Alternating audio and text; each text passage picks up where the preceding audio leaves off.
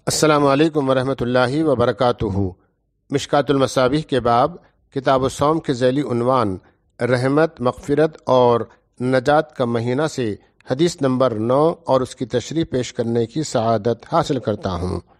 اس حدیث مبارکہ کی تشریح مفکر اسلام مولانا سید ابو العلا مودودی رحمہ اللہ نے فرمائی ہے۔ بسم اللہ الرحمن الرحیم۔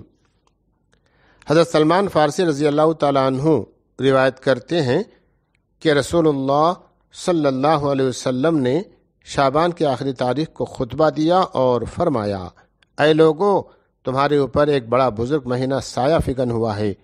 یہ بڑی برکت والا مہینہ ہے۔ یہ وہ مہینہ ہے جس کی ایک رات ایسی ہے کہ 1000 مہینوں سے زیادہ افضل ہے۔ اللہ تعالیٰ نے اس کے روزے فرض کیے ہیں اور اس کی راتوں کے قیام کو تطوع یعنی نفل قرار دیا ہے۔ جس شخص نے اس مہینے میں کوئی نیکی کر کے اللہ کا قرب حاصل کرنے کی کوشش کی تو وہ اس شخص کے مانند ہے جس نے دوسرے دنوں میں کوئی فرض ادا کیا، یعنی اسے ایسا اجر ملے گا جیسا کہ دوسرے دنوں میں فرض ادا کرنے پر ملتا ہے۔ اور جس نے اس مہینے میں ایک فرض ادا کیا تو وہ ایسا ہے جیسے دوسرے دنوں میں اس نے 70 فرض ادا کیے۔ اور رمضان صبر کا مہینہ ہے اور صبر کا ثواب جنت ہے۔ اور یہ ایک دوسرے کے ساتھ ہمدردی کرنے کا مہینہ ہے، اور یہ وہ مہینہ ہے جس میں مومن کا رزق بڑھا دیا جاتا ہے۔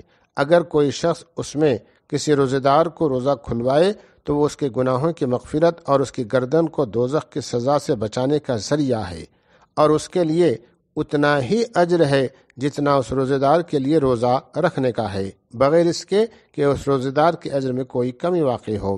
حضرت سلمان فارسی رضی اللہ تعالی عنہ کہتے ہیں کہ ہم نے یعنی صحابہ اکرام رضوان اللہ تعالی علیہم اجمعین نے عرض کیا، یا رسول اللہ صلی اللہ علیہ وسلم، ہم میں سے ہر ایک کو یہ توفیق میسر نہیں ہے کہ کسی روزے دار کا روزہ کھلوائے۔ رسول اللہ صلی اللہ علیہ وسلم نے فرمایا، اللہ تعالیٰ یہ اجر اس شخص کو بھی دے گا جو کسی روزے دار کو دودھ کے لسی سے روزہ کھلوا دے، یا ایک کھجور کھلا دے، یا ایک گھونٹ پانی پلا دے۔ اور جو شخص کسی روزے دار کو پیٹ بھر کر کھانا کھلا دے تو اللہ تعالیٰ اس کو میرے حوض سے پانی پلائے گا، اس حوض سے پانی پی کر پھر اسے پیاس محسوس نہ ہوگی یہاں تک کہ وہ جنت میں داخل ہو جائے گا۔ اور یہ وہ مہینہ ہے کہ جس کے آغاز میں رحمت ہے، وسط میں مغفرت ہے اور آخر میں دوزخ سے رہائی ہے۔ اور جس نے رمضان کے زمانے میں اپنے غلام سے ہلکی خدمت لی، اللہ تعالیٰ اسے بخش دے گا اور اس کو دوزخ سے آزاد کر دے گا۔ اس حدیث مبارکہ کو روایت کیا ہے بیہقی نے۔ اس حدیث مبارکہ کی تشریح انشاءاللہ تعالی کل پیش کی جائے گی۔ وآخر دعوانا ان الحمدللہ رب العالمین۔ السلام علیکم ورحمۃ اللہ وبرکاتہ۔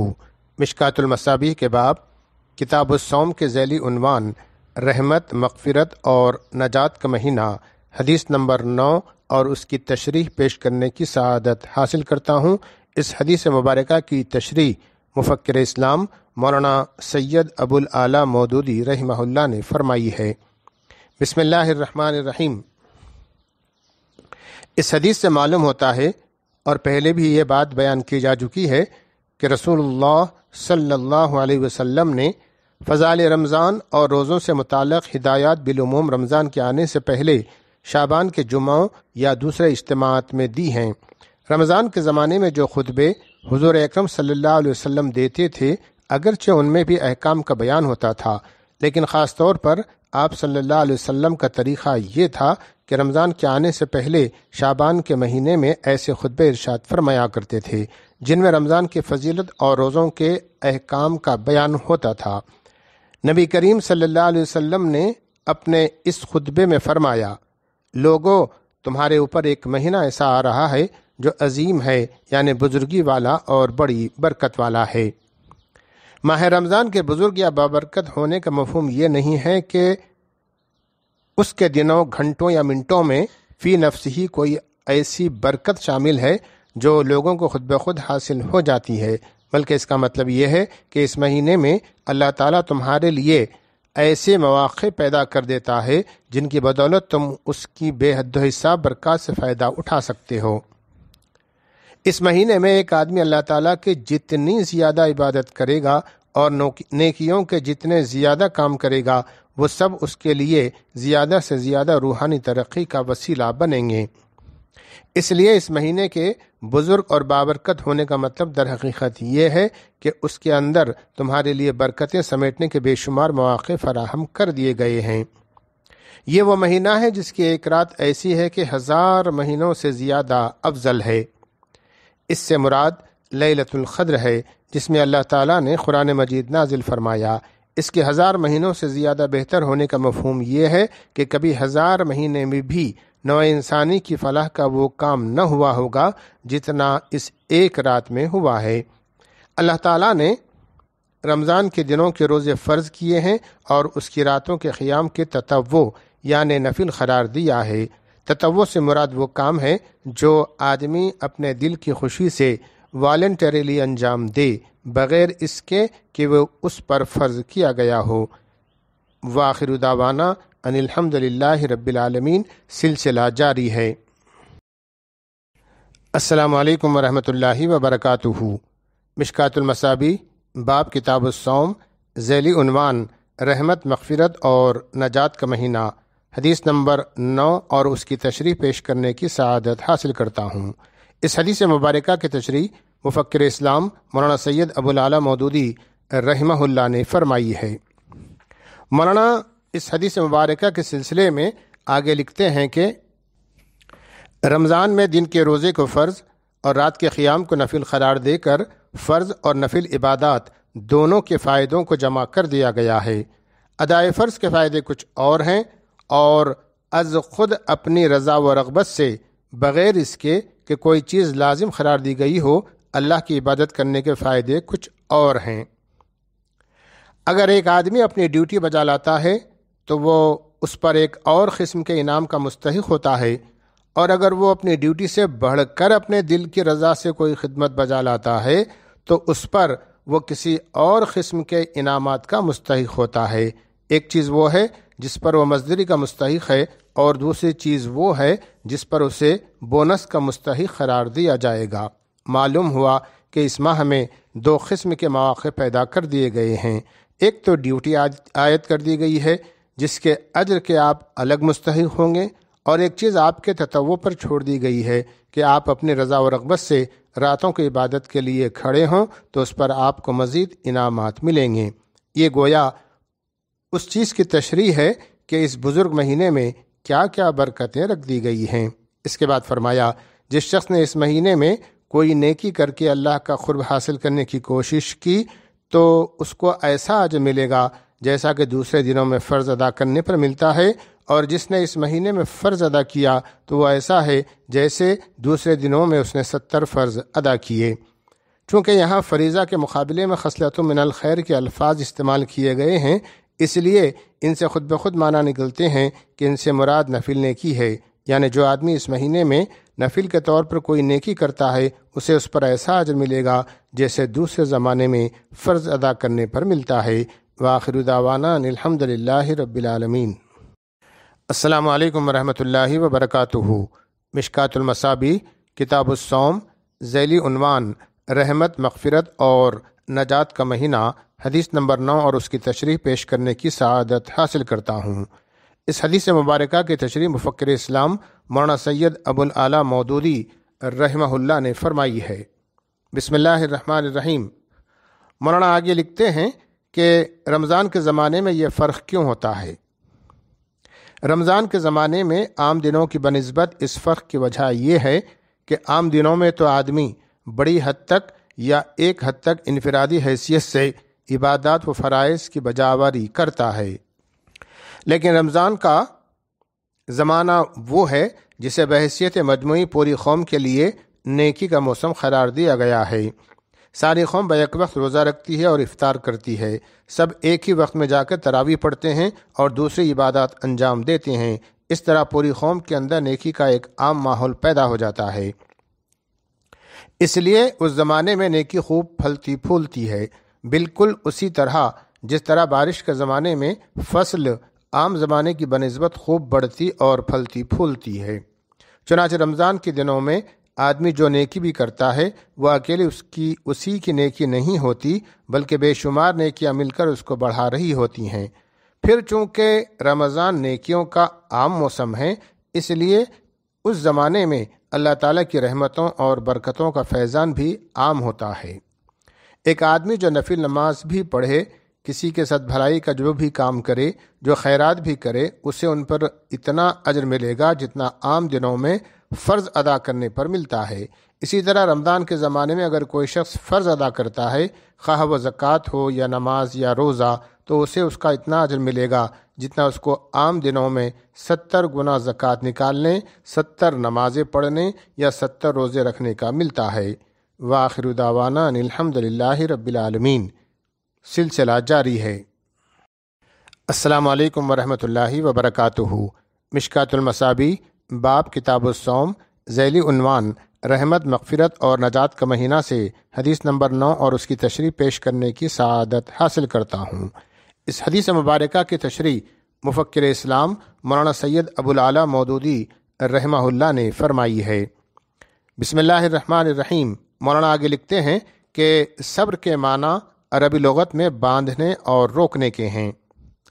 اس مقام پر صبر سے مراد ہے اپنے آپ کو اتنا باندھنا اور ایسا ضبط نفس کرنا کہ آدمی اللہ تعالیٰ کے احکام کی خلاف ورزی نہ کرے اور اس کی اطاعت کے دائرے سے باہر نہ نکلے۔ یہ جو ارشاد فرمایا کہ صبر ہی کا ثواب جنت ہے، تو اس سے مراد یہ ہے کہ ایک آدمی اگر جنت حاصل کرتا ہے تو اسی وجہ سے حاصل کرتا ہے کہ وہ اپنے نفس پر اتنا قابو پانے میں کامیاب ہو جاتا ہے کہ اس کی خواہشات نفس بے لگام نہیں ہونے پاتی اور وہ ان کو رضا الہی کا پابند بنا دیتا ہے۔ اس صبر کی جتنی مشق رمضان میں ہوتی ہے اتنی اور کسی زمانے میں نہیں ہوتی۔ رمضان میں آدمی مسلسل 24 گھنٹے صبر کی مشق کرتا ہے۔ سحری کا وقت اس کے اٹھنے کا نہیں ہوتا لیکن وہ اٹھتا ہے، وہ وقت کھانے کا نہیں ہوتا لیکن وہ اپنے نفس سے کہتا ہے کہ تیرے رب نے یہی وقت تیرے کھانے کے لیے مقرر کیا ہے، اس وقت کھانا ہے تو کھا لے ورنہ دن بھر تجھے بھوکا رہنا پڑے گا۔ گویا اس طرح اللہ تعالیٰ کے احکام کی تعمیل کرتے ہوئے آپ کے نفس کی لگام آپ کے ہاتھ میں ہوتی ہے اور آپ اس پر سوار ہوتے ہیں بجائے اس کے کہ یہ آپ پر سوار ہو۔ جس وقت اللہ کا حکم ہوا بس اسی وقت کھانا پینا بند ہو گیا، پھر آپ کا ہاتھ نہ کھانے کی طرف بڑھتا ہے نہ پینے کی طرف۔ دن بھر آپ پر خواہ کچھ ہی کیوں نہ گزرے لیکن آپ اپنے نفس کو بے قابو نہیں ہونے دیتے۔ پھر جس وقت اللہ تعالیٰ کا حکم ہوتا ہے آپ فوراً افطار کرتے ہیں۔ آگے وہ احادیث آ رہی ہیں جن میں یہ بتایا گیا ہے کہ اللہ تعالیٰ کو یہ بات نہایت پسند ہے کہ بندہ افطار میں جلدی کرے۔ اس کے معنی یہ ہیں کہ روزے دار محض اللہ کے حکم کی وجہ سے رکا ہوا تھا، ورنہ اس کو ایسی بھوک اور پیاس لگی تھی کہ وہ کھانے اور پینے میں ایک لمحے کی دیر کرنے والا نہیں تھا۔ یہ ہے وہ طریقہ جس سے آپ کو اپنے نفس پر قابو پانے اور صبر کرنے کی مشق کرائی جاتی ہے، اور یہی وہ صبر ہے جس کا نتیجہ جنت ہے، کیونکہ اسی صبر کی بدولت تو آپ اس پر قادر ہوتے ہیں کہ اللہ تعالیٰ کے احکام و ہدایت کی خلاف ورزی سے بچیں اور ہر حال میں اس کی اطاعت و فرمانبرداری کو اپنا شعار بنائے رکھیں۔ وآخر دعوانا ان الحمد للہ رب العالمین۔ سلسلہ جاری ہے۔ السلام علیکم ورحمۃ اللہ وبرکاتہ۔ مشکات المصابیح، باب کتاب الصوم، ذیلی عنوان رحمت، مغفرت اور نجات کا مہینہ سے حدیث نمبر 9 اور اس کی تشریح پیش کرنے کی سعادت حاصل کرتا ہوں۔ اس حدیث مبارکہ کی تشریح مفکر اسلام مولانا سید ابو العلا مودودی رحمہ اللہ نے فرمائی ہے۔ بسم اللہ الرحمن الرحیم۔ مولانا آگے لکھتے ہیں کہ صبر کے معنی عربی لغت میں باندھنے اور روکنے کے ہیں۔ اس مقام پر صبر سے مراد ہے اپنے آپ کو اتنا باندھنا اور ایسا ضبط نفس کرنا کہ آدمی اللہ تعالیٰ کے احکام کی خلاف ورزی نہ کرے اور اس کی اطاعت کے دائرے سے باہر نہ نکلے۔ یہ جو ارشاد فرمایا کہ صبر ہی کا ثواب جنت ہے، تو اس سے مراد یہ ہے کہ ایک آدمی اگر جنت حاصل کرتا ہے تو اسی وجہ سے حاصل کرتا ہے کہ وہ اپنے نفس پر اتنا قابو پانے میں کامیاب ہو جاتا ہے کہ اس کی خواہشات نفس بے لگام نہیں ہونے پاتی اور وہ ان کو رضا الہی کا پابند بنا دیتا ہے۔ اس صبر کی جتنی مشق رمضان میں ہوتی ہے اتنی اور کسی زمانے میں نہیں ہوتی۔ رمضان میں آدمی مسلسل 24 گھنٹے صبر کی مشق کرتا ہے۔ سحری کا وقت اس کے اٹھنے کا نہیں ہوتا لیکن وہ اٹھتا ہے۔ وہ وقت کھانے کا نہیں ہوتا لیکن وہ اپنے نفس سے کہتا ہے کہ تیرے رب نے یہی وقت تیرے کھانے کے لیے مقرر کیا ہے، اس وقت کھانا ہے تو کھا لے ورنہ دن بھر تجھے بھوکا رہنا پڑے گا۔ گویا اس طرح اللہ تعالیٰ کے احکام کی تعمیل کرتے ہوئے آپ کے نفس کی لگام آپ کے ہاتھ میں ہوتی ہے اور آپ اس پر سوار ہوتے ہیں بجائے اس کے کہ یہ آپ پر سوار ہو۔ جس وقت اللہ کا حکم ہوا بس اسی وقت کھانا پینا بند ہو گیا، پھر آپ کا ہاتھ نہ کھانے کی طرف بڑھتا ہے نہ پینے کی طرف۔ دن بھر آپ پر خواہ کچھ ہی کیوں نہ گزرے لیکن آپ اپنے نفس کو بے قابو نہیں ہونے دیتے۔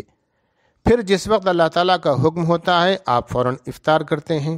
آگے وہ احادیث آ رہی ہیں جن میں یہ بتایا گیا ہے کہ اللہ تعالیٰ کو یہ بات نہایت پسند ہے کہ بندہ افطار میں جلدی کرے۔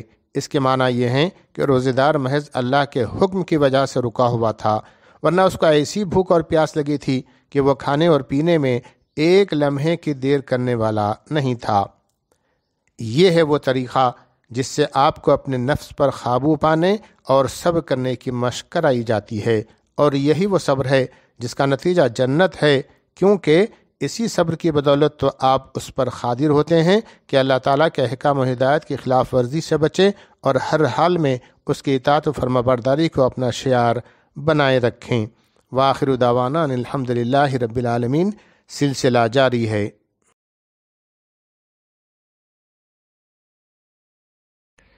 السلام علیکم ورحمۃ اللہ وبرکاتہ۔ مشکات المصابیح باب کتاب الصوم، ذیلی عنوان رحمت، مغفرت اور نجات کا مہینہ سے حدیث نمبر 9 اور اس کی تشریح پیش کرنے کی سعادت حاصل کرتا ہوں۔ اس حدیث مبارکہ کی تشریح مفکر اسلام مولانا سید ابو العلا مودودی رحمہ اللہ نے فرمائی ہے۔ بسم اللہ الرحمن الرحیم۔ مولانا آگے لکھتے ہیں کہ پھر فرمایا، اور جو شخص کسی روزے دار کو پیٹ بھر کر کھانا کھلا دے اللہ تعالیٰ اسے میرے حوض سے پانی پلائے گا، پھر اسے اس وقت تک پیاس محسوس نہ ہوگی جب تک کہ وہ جنت میں داخل نہ ہو جائے۔ احادیث میں آتا ہے کہ میدان حشر میں پانی کا ایک حوض ہوگا جسے حوض کوثر کہا جاتا ہے۔ اس حوض کے محافظ اور نگران خود رسول اللہ صلی اللہ علیہ وسلم ہوں گے۔ اس سے پانی وہی پیے گا جس کو نبی صلی اللہ علیہ وسلم پلائیں گے۔ کسی دوسرے شخص کو اس سے پانی پینے کا موقع نہیں ملے گا۔ پھر اس حوض کے سوا میدان حشر میں کوئی دوسرا حوض بھی نہیں ہوگا جہاں سے کوئی شخص پانی پی سکے۔ حضور نبی کریم صلی اللہ علیہ وسلم اس حوض پر صرف انہی لوگوں کو آنے دیں گے جو اس قابل ہوں گے کہ آگے جا کر جنت میں داخل ہو سکیں۔ چنانچہ جو شخص ایک روزے دار کو پیٹ بھر کر کھانا کھلاتا ہے اسے میدان حشر میں حوض کوثر سے پانی ملے گا تاکہ وہ جنت میں داخل ہو جائے۔ میدان حشر کے متعلق یہ بات بھی احادیث سے معلوم ہوتی ہے کہ وہاں کوئی سایہ اللہ کے سائے کے سوا نہیں ہوگا، اور وہ سایہ صرف نیک آدمیوں کو میسر آئے گا، بد آدمیوں کے لیے وہ سایہ نہیں ہوگا۔ تصور کیجئے کہ اس میدان حشر میں جہاں اللہ کے سائے کے سوا کوئی سایہ نہ ہوگا اس شخص کو برابر پانی ملتا رہے گا جو یہاں کسی روزے دار کو پیٹ بھر کے کھانا کھلاتا ہے۔ وآخر دعوانا ان الحمدللہ رب العالمین۔ السلام علیکم ورحمۃ اللہ وبرکاتہ۔ مشکات المصابیح باب کتاب الصوم، ذیلی عنوان رحمت، مغفرت اور نجات کا مہینہ سے حدیث نمبر 9 اور اس کی تشریح پیش کرنے کی سعادت حاصل کرتا ہوں۔ اس حدیث مبارکہ کی تشریح مفکر اسلام مولانا سید ابو العلا مودودی رحمہ اللہ نے فرمائی ہے۔ بسم اللہ الرحمن الرحیم۔